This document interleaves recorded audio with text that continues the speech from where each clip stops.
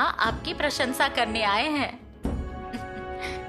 बड़ी ही चालाकी से गोद भराई का कारण बताकर आपने बड़ी महारानी को यहाँ श्रृंगारपुर बुला ही लिया, नहीं तो मुमकिन ही नहीं होता। नहीं माताश्री, उसके लिए हम आपकी नजर उतारने वाले हैं। आपने नामुमकिन को मुमकिन कर दिखाया है। अब देखिए ना, यहाँ के खुले वातावरण में माँ बेटे के बीच की सारी गलतफहमियां दूर होंगी। हाँ, सही कहा आपने। भाभी जी, सच में इसकी बहुत जरूरत है।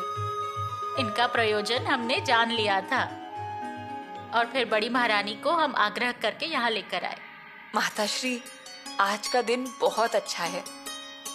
अब बस माँ और बेटे की गलतफहमी दूर हो जाए, हमारी इतनी ही इच्छा है। लेकिन जिनकी वजह से ये सब हो रहा है, हमारा वो बेटा कहाँ है? प्रणाम महारानी जी। आइए। आप आए ऐसा संदेशा हमें मिला, इसीलिए हम बाजू में सब काम रखकर यहाँ चले आए। मैंने कहा पहले स्वागत और बाकी सब बाद में। बाहर से मेहमान आते हैं हमें प्रणाम करने, हमें मिलते भी हैं, लेकिन घर के लोगों को ही वक्त नहीं। मतलब लगता है कि दामाद जी नहीं हैं, बाहर गए हैं। पता नहीं, लेकिन बताने के बावजूद उनको रुकना चाहिए था कि नहीं? रुकना तो दूर की बात है, वो हमारे सामने तक नहीं आए। ऐसा नहीं होना चाहिए। हम आपके स्वागत के लिए आने वाले थे, वो भी बिल्कुल चिपलून की सीमा से, लेकिन उन्होंने बताया ही नहीं।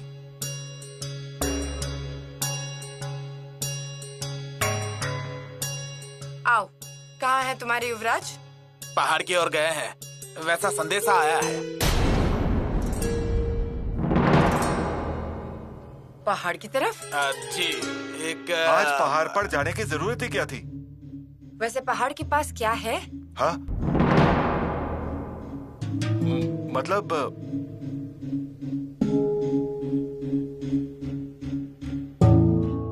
समधन जी, पहाड़ के पास क्यों गए हैं?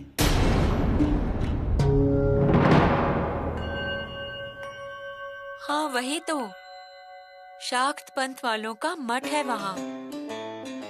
वहाँ चलती है देवी माँ की पूजा, अघोरी। जाने दीजिए, रहने दीजिए।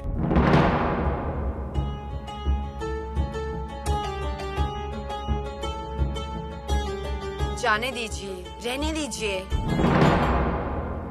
ऐसी सब बातें हमें पसंद नहीं है।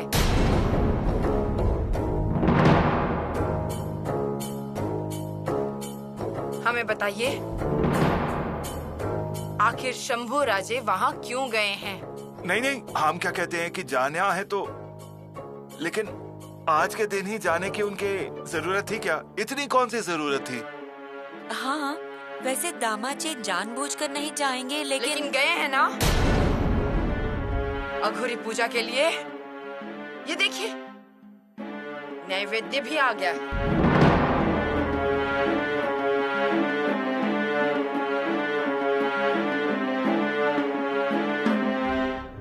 आज युवराज ने ना चाहते हुए गड़बड़ कर दी है। देखिए ना, ऐसा कभी नहीं होता और आज ही के दिन होना था। लेकिन वो ऐसे कभी नहीं जाते। पर उन्हें भी समझना चाहिए था ना, ऐसा करने से जानबूझकर किया ऐसा लगता है। माताश्री, आप सही कह रही हैं, लेकिन वो सच में कभी ऐसे नहीं जाते। जाते तो अखाड़े जाते हैं या ज्यादा से ज्यादा अश्वदल, नहीं तो घर पर ही रहते हैं। हे जगदीश्वर। माताश्री, पिछली बार जो आपने शिवलिंग दिया था, उसी की घंटों तक पूजा करते रहते हैं। 1-2 पहर तक तो जरूर करते हैं। इतनी देर तक? हाँ। फिर माताश्री ने खुद शिवलिंग दिया था। इस माताश्री की प्रशंसा बंद कीजिए और वो माताश्री कहाँ है ये देखिए जरा। वैसे है कहाँ पता है? बरामदे में होंगी। शायद भैया की राह देख रही होंगी। हम उन्हें बुला कर लाते हैं। माताश्री, आप क्यों जा रही हैं? हम जाकर आते हैं। भाभी जी, आप क्यों इतना काम करते हैं? हम जाते हैं। अरे इसमें काम की क्या बात है, हम अभी आते हैं।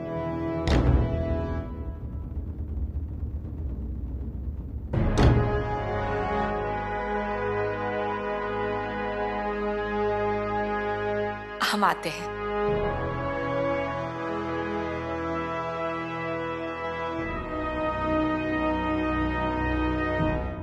अच्छा, तो फिर हम चलें? इजाजत दीजिए। जाइए। हाँ, लेकिन समधन जी, आपको गोद भराई के रस्म के कार्यक्रम में आना होगा। हाँ, आपकी बेटी आपको मिलने के लिए कब से राह देख रही है। वो नहीं आई? नहीं, वो अभी आती होंगी। हमें जैसे पता चला हम तुरंत निकल पड़े। और हाँ, हमारी बेटी को जरा हमारे पास भेजिए। ठीक है। अच्छा, और एक बात, अब पहले हमारे घर पधारें और मेहमान नवाजी स्वीकार कीजिए और फिर रायगढ़ के लिए प्रस्थान कीजिए। ठीक है, आ जाएंगे। जी, चलते हैं हम। हम चलते हैं।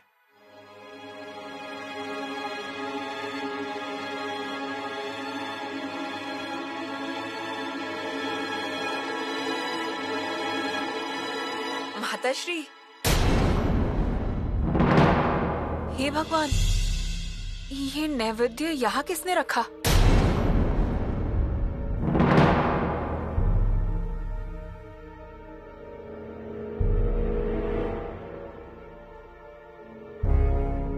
अच्छा, मतलब आपकी भी सहमति है इस चीज के लिए? बहुरानी, क्या हुआ माताश्री? यहाँ आइए।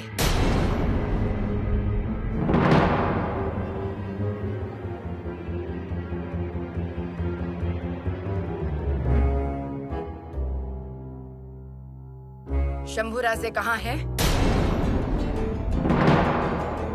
वो आते ही होंगे। हम आए हैं ना यहाँ, क्या उन्हें पता नहीं है? उन्हें पता है। ये सब क्या चल रहा है? क्या ये बर्ताव ठीक है? हमें बुलाया, संदेशा भेजा, सास ससुर को भेजा, आग्रह किया, तो हमने भी कहा ठीक है, बहुरानी की गोद भराई है, चलते हैं। हमने सब काम को एक तरफ रख दिया, दरबार की सभी सरकारी कामों को स्थगित करके यहाँ आ गई, और यहाँ आने के बाद हमारा ऐसा स्वागत। माताश्री, हमारी बात सुनिए। क्या सुनना है? बताइए ना। हमें यहाँ बुलाकर खुद कहीं चले जाते हैं, तो फिर बुलाना नहीं चाहिए था। माताश्री, अगर कोई गलती हो गई हो तो क्षमा कर दीजिए। गलती? कितनी बार गलती करेंगे? माताश्री, श्रृंगारपुर आने के बाद से गलतियों की झड़ी लग गई है।